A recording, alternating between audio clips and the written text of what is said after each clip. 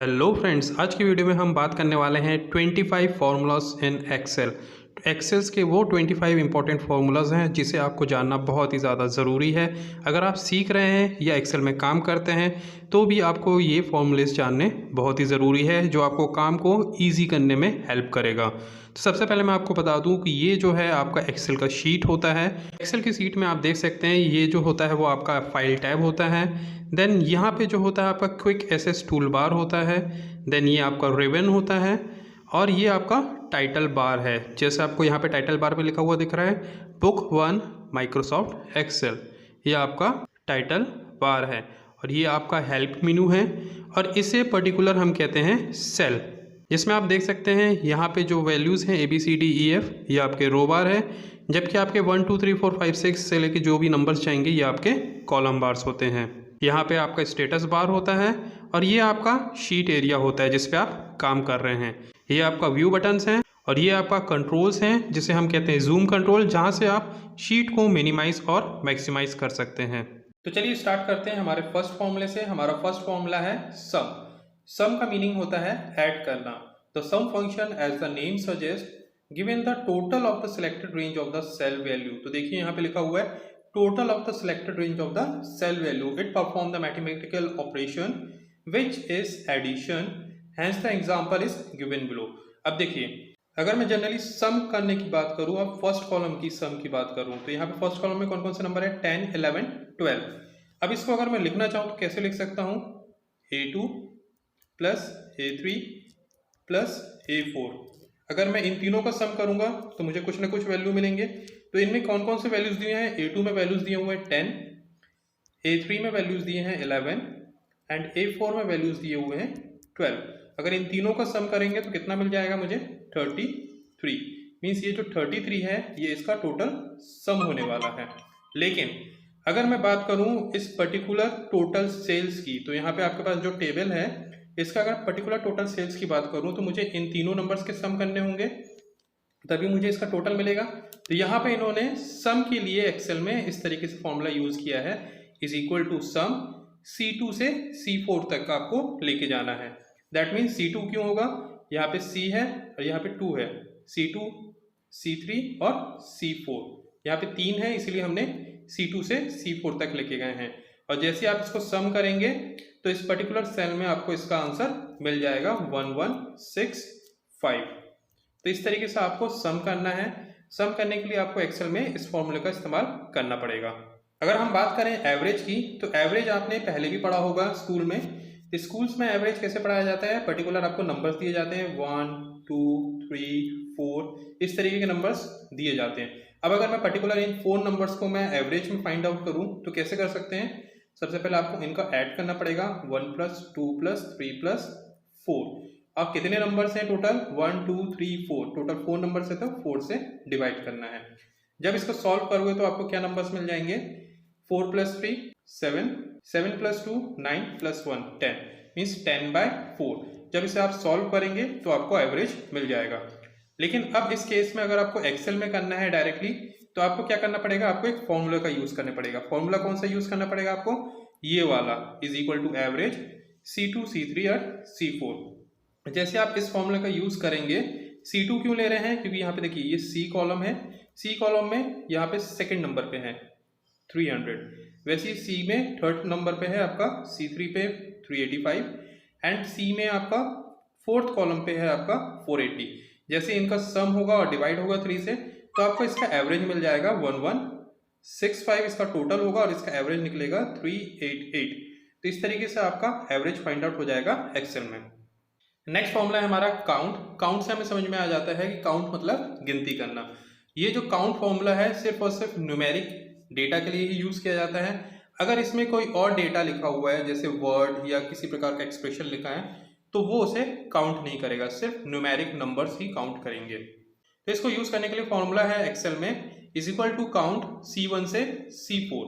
तो ये देखिए, अगर मुझे यहाँ पे C1 C2 C3 C4 इन पर्टिकुलर चारों सेल्स के नंबर काउंट करने हैं, कितने नंबर्स हैं यहाँ से टॉप टू बॉटम तक, तो मैं यहाँ पे क्या करूंगा? C1 से स्टार्ट करके C4 तक, लास्ट तक की मैं लिख दूंगा उसके जो जो सेल नंबर्स हैं और वहां से मैं काउंट करवाऊंगा। तो यहाँ पे टोटल कितने नंबर्स हो गए? एक 300 है, एक 385 है, 480 है, तो टोटल कितने नंबर्स हो गए 3। इस तरीके से काउंट एक्सप्रेशन जो फॉर्मूला है इस तरीके से काम करता है।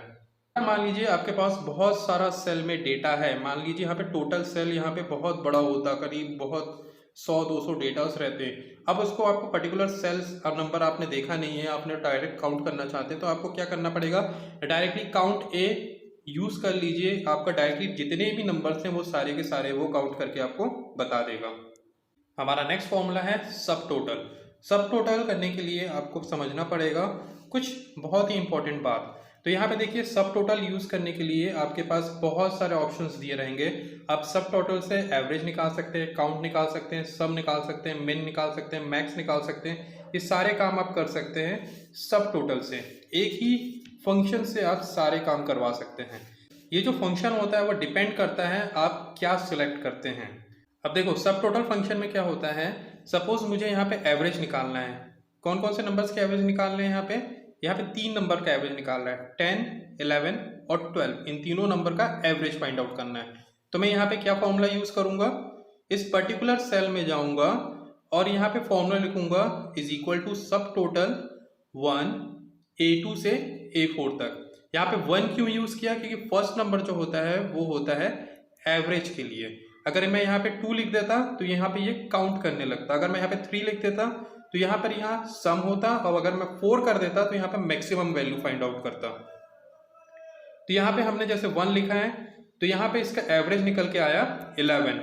अब अगर सेम चीज अगर मैं करता यहाँ पे सब टोटल करता और यहाँ पे मैक्स नंबर के लिए करता, मैंने 4 आपको बताया था मैक्स के लिए यूज कर रहे हैं। तो यहाँ पे देखिए अगर मैं इस फॉर्मूले में 4 का इस्तेमाल करता A2 से A4 के लिए, तो यहाँ पे जो अपना मैक्सिमम वैल्यू है, मैक्सिमम वैल्यू क्या दिख रहा है आपको 10, 11, 12 में 12, तो यहाँ पे जो इसका आंसर आएगा 12 आ जाएगा। तो इस तरीके से आपको सब टोटल का यूज करना है। हमारा नेक्स्ट फॉर्मूला है मॉड्यूलस। मॉड्यूलस का यूज हम रिमाइंडर को फाइंड आउट करने के लिए करते हैं। जब भी हम किसी पर्टिकुलर नंबर को डिवाइड करते हैं डिवीजर से तो हमें मॉड्यूलस मिलता है रिमाइंडर के फॉर्म में। ठीक है, मान लो मेरे पास 2 नंबर हैं, पहला 10 को अगर मैं 3 से डिवाइड करूं तो what we are getting as a remainder 3 3 9 and the remainder क्या बचेगा आपके पास 1। दैट मीन्स आपको 1 आना चाहिए। अब इसको मैं टेबल में देखता हूं। अब अगर पर्टिकुलर इस सेल का A2 सेल में कौन सा नंबर है 10, इस 10 का अगर मैं मॉड्यूलस निकालना चाहूं 3 से डिवाइड करके तो मुझे रिमाइंडर क्या मिलेगा 1। तो इसके लिए हमने फॉर्मूला क्या यूज किया है मॉड A2, 3। अब अगर यहाँ पे आप लिख सकते हैं मॉड A2 की जगह आप चाहें तो यहाँ पे 10 लिख सकते हैं और कॉमा लगा के आप लिख सकते हैं 3। अगर आपने ये भी लिख दिया तो भी आपके पास यहाँ पे रिमाइंडर आएगा 1। दैट मीन्स आप दोनों फॉर्मूला का यूज करके modulus means remainder find out कर सकते हैं। सिमिलरली अगर मैं 12 का रिमाइंडर निकालूं 3 से डिवाइड करके, 12 को 3 से डिवाइड करेंगे तो कितना आएगा आपके पास रिमाइंडर जो आएगा 3 4 12 एंड रिमाइंडर आएगा आपके पास 0। दैट मीन्स आपका जो यहाँ पर रिमाइंडर आया 0। तो मेरे ख्याल से आपको मॉड्यूलस समझ में आ गया होगा कि कैसे इसका मॉड्यूलस फाइंड आउट होता है और कैसे इसका फॉर्मूला यूज किया जाता है। हमारा नेक्स्ट फॉर्मूला है पावर। पावर से आपको मैथ्स में क्या समझ में आता है, किसी भी नंबर का पावर करते हैं तो उस नंबर का या तो डबल या ट्रिपल या किसी भी नंबर का उसका ट्वाइस ट्राइस या किसी भी तरीके से चेंज हो सकता है। सपोज मैं यहाँ पे लिख देता हूँ 2 का स्क्वायर। अगर मैं 2 का स्क्वायर करता हूँ तो मुझे क्या मिलेगा 4। मतलब ये जो पावर है क्या आया 2। अगर मैं इसको ट्वाइस कर रहा हूँ तो पावर के हिसाब से इसका आंसर 4 आ रहा है। अगर मैं यहाँ पे 2 का क्यूब कर देता मीन्स पावर चेंज कर दे रहा हूँ, दैट मीन्स मुझे क्या मिलता इसकी वैल्यू 8। इसी तरीके से अगर मैं यहाँ पे आपको टेबल में समझाऊं तो टेबल में आप देख सकते हैं यहाँ पे A2 जो है 10 दिया हुआ है। अगर 10 का पावर में 3 करता हूं, देखिए इसके लिए फॉर्मूला हमने क्या यूज किया है पावर में A2, 3 मीन्स 10 का क्यूब। 10 का क्यूब सॉल्व करोगे तो आपको क्या मिलेगा 1000। मतलब ये इसके लिए आपको फॉर्मूला यूज करना पड़ेगा is equal to power A2, 3। इसी तरह अगर आप यहाँ पे लिखोगे A3, 3 तो आपके जो पावर आएगा वो आएगा 256। तो इस तरीके से आपको पावर का फॉर्मूला यूज करना होता है एक्सेल के टेबल पे। हमारा नेक्स्ट फॉर्मूला है सीलिंग। सीलिंग में जो होता है हम राउंड ऑफ नंबर लेते हैं और वो भी कौन सा नंबर होता है अप वाला नंबर। अब देखो अगर मेरे पास यहाँ पे नंबर है 3.62 तो इसका राउंड ऑफ नंबर क्या होगा 4। क्यों होगा? क्योंकि ये 3.5 से ग्रेटर है, दैट मीन्स ये 4 के नियर अबाउट है, इसलिए हम इसका अप वाला नंबर लेते हैं। देखिए यहाँ पे लिखा हुआ है next we have the ceiling function, the ceiling function round a number up to its nearest multiple of significance. तो चलिए इसका मैं टेबल में आपको शो करके बताता हूँ। यहाँ पे टेबल पे A2 सेल पे आपके पास एक नंबर दिया हुआ है 35.316। अब इसका अगर हम सीलिंग निकालेंगे तो सीलिंग के लिए हम इसे इस तरीके से फॉर्मूला यूज करेंगे, सीलिंग A2, 5। अब देखिए यहाँ पे जैसे हमने A2, 5 का यूज किया मीन्स ये 5 के मल्टीपल के हिसाब से आगे बढ़ रहा है। अब 35 के बाद वाला कौन सा नियरेस्ट नंबर है जो अप में जा रहा है वो है 40, दैट मीन्स 40 इसका सीलिंग नंबर होगा। ओके, इसी तरह इसका जस्ट ऑपोजिट होता है फ्लोर। फ्लोर में जो होता है डाउन नंबर को लिया जाता है जो नियरेस्ट उसके मल्टीपल पे हो। सपोज मैंने एक नंबर लिया है 2.14। अब देखो इसका नियरेस्ट मल्टीपल ऑफ 5 कौन सा होगा 2। क्यों होगा? क्योंकि यहाँ पे है 2.5 से कम, दैट मीन्स वो मल्टीपल ऑफ 5 के हिसाब से अगर मैं देखूं तो 2.5 के नीचे कौन सा नंबर आ रहा है 2, दैट मीन्स 2 इसका नियरेस्ट लोएस्ट मल्टीपल ऑफ 5 होगा इस पर्टिकुलर नंबर का 2.14 का। अब इसको मैं अगर टेबल पे देखूं तो यहाँ पे अगर सेम नंबर दिया हुआ है 35.316। अब इसका अगर मैं डाउन साइड देखता हूँ multiple of 5, lowest multiple of 5 अगर देखूं तो इसकी वैल्यू क्या आएगी 35। यहाँ पे हमने 40 क्यों नहीं लिया? क्योंकि यहाँ पे हमने नीचे की बात कर रहे हैं, मीन्स डाउनवर्ड की बात कर रहे हैं। आई थिंक आपको ये चीज क्लियर हो गया होगा। तो इस तरीके से हम सीलिंग और फ्लोर को फाइंड आउट करते हैं। नेक्स्ट फॉर्मूला है कॉनकैटिनेट। कॉनकैटिनेट फंक्शन का यूज हम मर्ज करने के लिए करते हैं। सपोज हमारे पास सेवरल टेक्स्ट हैं, बहुत सारे टेक्स्ट हैं। अब दोनों को अगर मैं एक सिंगल स्ट्रिंग में अगर मैं मर्ज करना चाहूँ पर्टिकुलर सिंगल सेल में तो मैं इसे कॉनकैटिनेट फंक्शन का यूज करके ही मर्ज कर सकता हूँ। सपोज आपके पास यहाँ पे एक टेबल है, टेबल में आपको यहाँ पे 25 जो रो दिख रहा है, 25 रो में 2 स्ट्रिंग दिख रहे हैं, मीन्स 2 सेल्स दिख रहे हैं। फर्स्ट है आपका हेलो के लिए और सेकंड है आपके पास वर्ल्ड के लिए। अब अगर मैं इसको कॉनकैटिनेट करने की कोशिश करूं तो क्या होगा, इन दोनों को मर्ज करना पड़ेगा। तो मर्ज करने के लिए हमें क्या फॉर्मूला का यूज़ करना पड़ेगा? हमें फॉर्मूला यूज़ करना होगा कॉनकैटिनेट A25, B25। जैसे ही हम इसको लिखेंगे और इस पर्टिकुलर सेल में सेव करेंगे तो हमें दोनों को मर्ज किया हुआ वर्ड मिल जाएगा हेलो वर्ल्ड। इसी तरह आप एक्सेल में अगर 27 रो को भी मर्ज करना चाहते हैं, ये देखिए एक्सेल इज एक सिंगल सेल में है एंड फन टू लर्न भी एक सिंगल सेल में है, दोनों एक ही रो पे हैं। अब अगर इन दोनों को मर्ज करना चाहते हैं तो अगेन आपको यहाँ पे फॉर्मूला लिखना पड़ेगा कॉनकैटिनेट। अब यहाँ पे A25 की जगह हो जाएगा A27 और यहाँ पे B25 के बदले हो जाएगा B27, मीन्स यहाँ पे हो जाएगा A27, B27। इस तरीके से आपको यहाँ पे लिखना पड़ेगा स्ट्रिंग में। अब आपका जो नेक्स्ट स्ट्रिंग बनेगा 28 वो दोनों को मर्ज करके बन जाएगा Excel is fun to learn. तो इस तरीके से आप कॉनकैटिनेट फंक्शन फॉर्मूला का यूज करके 2 स्ट्रिंग को कंबाइन कर सकते हैं। हमारा नेक्स्ट फंक्शन फॉर्मूला है लेंथ। लेंथ फंक्शन का यूज करके हम किसी भी कैरेक्टर का लेंथ निकाल सकते हैं। सपोज मेरा नाम है मनोज, तो यहाँ पर मैं लिखता हूँ MANOJ।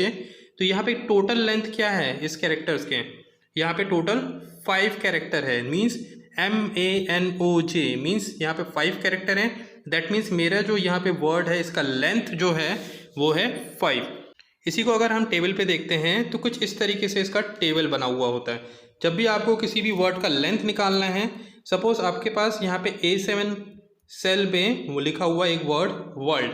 अब इसका अगर मुझे लेंथ निकालना है तो मुझे इसका फॉर्मूला लिखना पड़ेगा is equal to length A7, क्योंकि यहाँ पे A7 सेल का जो वर्ड आपको लेंथ निकालना है।